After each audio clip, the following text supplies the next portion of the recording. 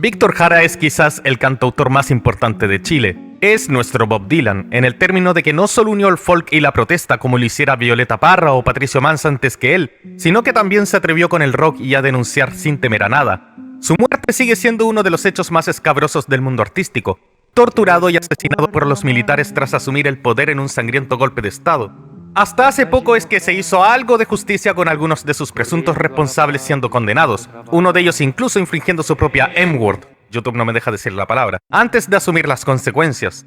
Pero, ¿qué llevó a tal ensañamiento contra el artista? ¿Era un llamado de advertencia a aquellos que se la jugaron por la unidad popular? ¿Era exterminar al máximo ícono de la izquierda chilena?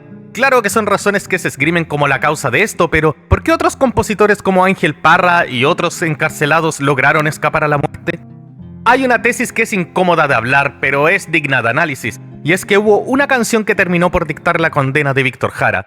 Se trata de una tonada compuesta para el tercer álbum solista del cantautor, Pongo en tus manos abiertas, de 1969. Preguntas por Puerto Montt. Por lo mismo, vamos a hablar sobre qué pasó y cómo esta canción significó la condena de Víctor Jara. Porque al pueblo indefenso contestaron con fusil. Antes de hablar de la canción en sí, conversemos sobre los hechos que la inspiraron. La infame masacre de Pampa Irigoyen, un terreno baldío en el sector alto de la ciudad de Puerto Montt. No era útil para la faena agrícola. Eran pantanosos y húmedos, de muy mala calidad. Solo algunos animales de la Feria do Osorno pastaban por aquellos días. En 1968, este terreno fue tomado por un grupo de 70 pobladores. Se organizaron en un comité apoyado por el diputado socialista Luis Espinosa. Se trataba de gente que vivía en zonas rurales, que entraba a la vida urbana, con toda la precarización que eso conlleva. Si bien la toma no había tenido problemas en un principio, de a poco comenzó a llegar más gente para ocupar terrenos dentro de este lugar. Tanto que para marzo del 69 ya había llegado más de 400 personas que comenzaron a tensionar la situación. Así llegamos al 8 de marzo de 1969, cuando el mayor Rolando Rodríguez acude a conversar 2 veces con los ocupantes de esta toma, advirtiendo que estos serían desalojados. En la segunda visita les aseguraron que serían empadronados y que el problema sería solucionado. Todo esto con el diputado Espinosa como testigo. Pero lo que no sabían estos pobladores es que la orden había sido dada por el intendente subrogante Jorge Pérez Sánchez, con consulta al ministro del Interior Edmundo Pérez Sujovic. La toma debía sí o sí ser desalojada. Unos 200 carabineros al mando del coronel Alberto Pablaza y el mayor Rolando Rodríguez, armados con metralletas, carabinas y revólveres, penetraron violentamente en la madrugada del domingo 9 de marzo del 69 en un terreno que había ocupado en los 2 días previos más de 90 familias, que sumaban cerca de 500 personas que dormían tranquilamente en el lugar. El grupo comenzó a destruir y quemar las carpas levantadas. Los pobladores habrían acudido a lo que tenían a mano para defenderse de los ataques, fierros y palos. Los carabineros estaban armados y dispararon sin contemplación. 9 personas adultas murieron por las balas. Una 10ª persona con suerte tenía conciencia de lo que sucedía, ya que solo tenía 3 meses de vida. Se trataba de Montiel Santana. El papá de mi hijo me construyó una media agua. Ahí tenía yo mi casita. Ahí estaba con mi bebé. Nosotros estábamos durmiendo cuando prácticamente de amanecida llegó carabineros y comenzaron a disparar. Nosotros no teníamos idea qué cosa era. Arranqué a la casa de mi mamá. Ella me dijo: hija, ¿qué le pasa al bebé que tenía morado los labios? Después vinieron para llevarlo al hospital, pero no tenía nada que hacer. Con las bombas lacrimógenas se le hicieron pedazos los intestinos. Luis Barrientos, uno de los funcionarios policiales que participó en este operativo, señaló que habían intentado otros desalojos, pero que estos habían fallado. Justo antes de la tragedia estuvimos una semana acuartelados preparándonos para el desalojo. Salimos a las 5 de la mañana, pero vino personal de Temuco, Osorno y Valdivia. Había unos 1000 policías. Tras estos hechos, el repudio fue generalizado. Se supo 2 cosas de esto: que el dueño, Rociel Irigoyen Oyarzún, acaudalado comerciante, nunca presentó demanda contra los ocupantes de la toma, sino que solo dejó una constancia, mientras se mantenían conversaciones con el ministro de Vivienda para la construcción de una población. Y lo segundo fue que la orden vino de Pérez Sujovic. Entre las reacciones inmediatas se destaca el discurso entregado el 13 de marzo de 1969 por el presidente del Senado, el futuro gobernante de Chile, Salvador Allende. No voy a suponer que el presidente de Chile ordenara la matanza, pero sí puedo decir que, lamentable y dolorosamente, el señor Edmundo Pérez fue llevado al Ministerio del Interior como símbolo de la mano dura, nombre de una política que no pusimos nosotros, señores senadores, sino los propios demócratas cristianos que reclamaron su implantación en un acto único en la historia de Chile, después de la masacre de El Salvador. El gobierno, a través del intendente subrogante que dio la orden, señaló que los culpables fueron los propios pobladores y el diputado Espinosa fue apuntado como instigador de los incidentes. Familiares y cercanos a Pérez Sujovic defienden hasta hoy que él se enteró de la matanza al día después y que la orden nunca la habría dado. Edmundo Pérez estuvo el tiempo anterior al aviso del Ministerio del Interior dedicado a descansar y a convivir con nosotros y la familia.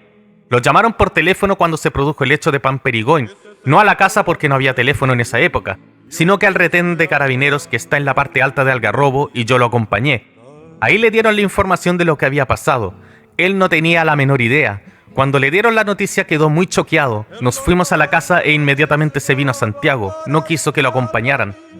Como fuese, este hecho provocaría un descontento contra la democracia cristiana, incluso desde sus propias bases, lo que desembocaría en la aplastante derrota de su candidato, Radomiro Tomic, en las elecciones presidenciales de 1970.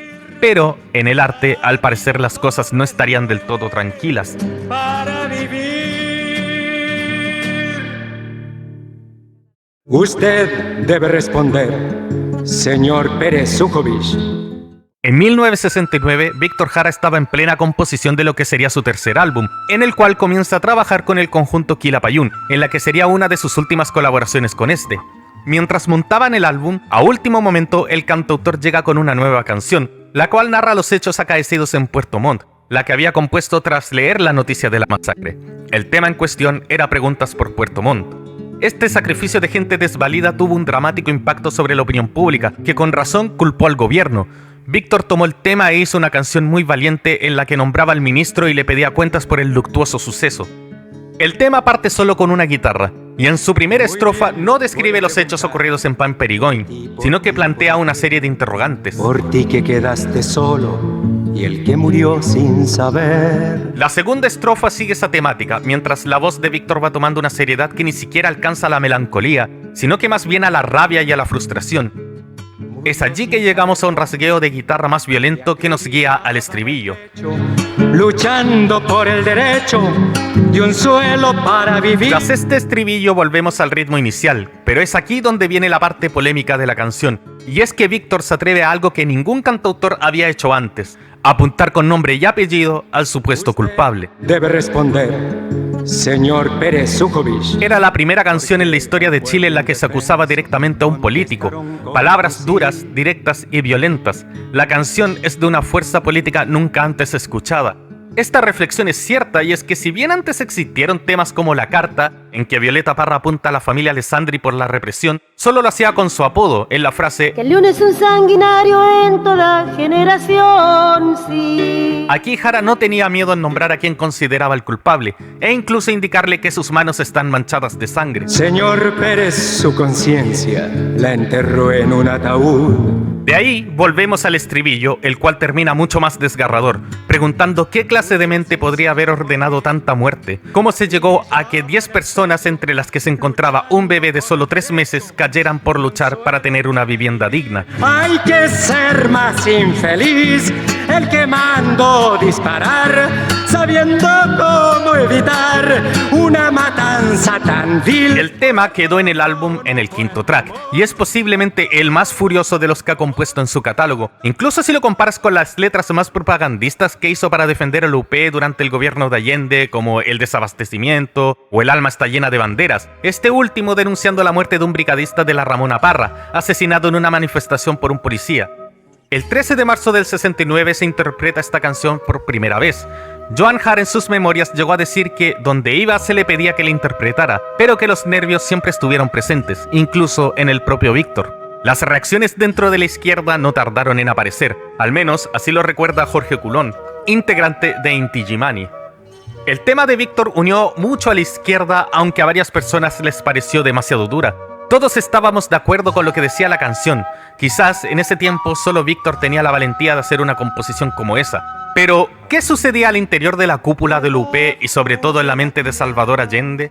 No creo que Allende estuviera particularmente contento. Quería tranquilizar a la clase media porque la UPE no estaba compuesta solo por comunistas y socialistas, sino también por radicales y otros movimientos que debían ganar los votos de la clase media. Toda la izquierda estaba con Allende, y esa canción pudo quitarle votantes, pero al final no sucedió.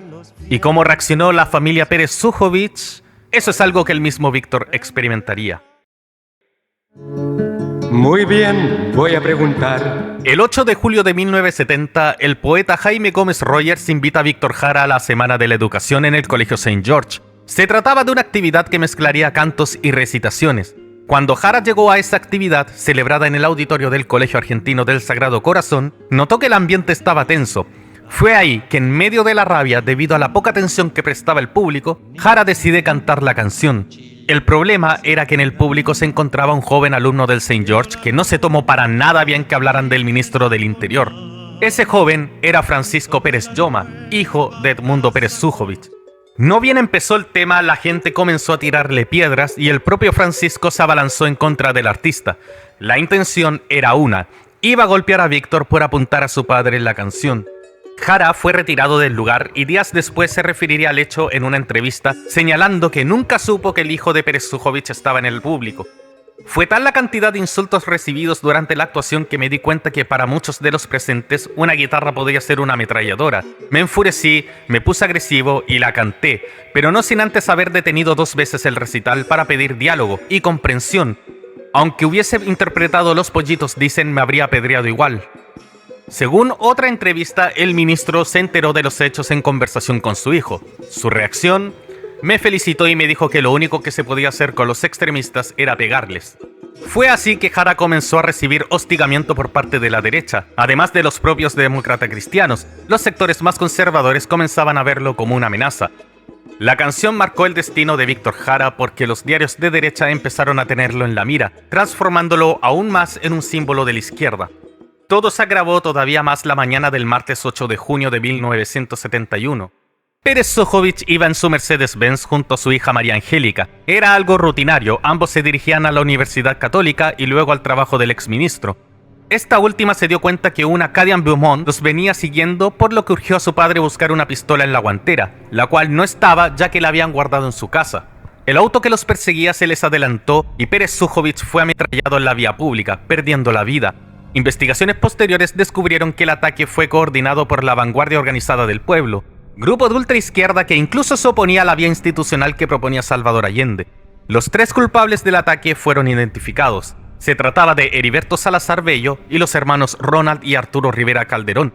Los motivos apuntan a una venganza por lo sucedido en Puerto Montt. Los hermanos murieron en un enfrentamiento contra la PDI, mientras que Salazar atentó contra un cuartel asesinando a 3 detectives para luego dinamitarse en su interior. Años después, la nieta del fallecido exministro apuntó a la canción como un aliciente a la muerte de su abuelo. Fue una canción muy injusta de su parte, y creo que todas las personas podemos caer en la injusticia. A veces se necesita encarnar en alguien el odio. Yo creo que esa canción de Víctor Jara refleja cómo se quiso enquistar en mi abuelo el odio que vivía Chile. Mientras tanto, Víctor Jara en esa época había logrado mudarse a un barrio más acomodado junto a Joan Jara y sus hijas, y tras este hecho se intensificó el acoso sufrido en su contra. Después del asesinato de Pérez Sujovic, lo insultaban constantemente en la calle. La gente tiraba basura en su jardín, le lanzaban pintura a la puerta, e incluso pienso que esa canción condicionó su muerte.